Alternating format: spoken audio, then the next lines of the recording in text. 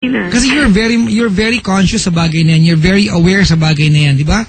Na at the age of 28, dapat you should be marrying someone.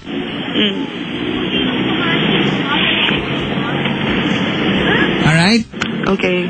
Alright, sige. And, maraming salamat for choosing me para i-share yung love story mo. Thank you din, I want you to know, and this will not be the last time that you will cry. Next time, magmamahal ka ulit, at pag nagmahal ka ulit, you will cry again. Kaya ganun talaga, every time nagmamahal ka, you always cry. Because the very person that you love the most will be the same person who will hurt you the most. Kasi sa kanya ka pinaka-affected. And for now, maybe he's the closest guy sa buhay mo. Diba? So, you are affected ano man yung kanyang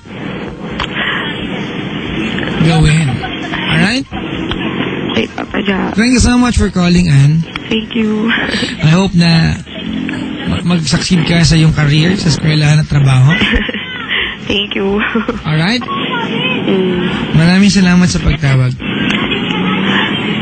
Mga kaibigan, that was Ann coming from Quezon City. At mga kaibigan, tawag sa akin, my number is 8326171.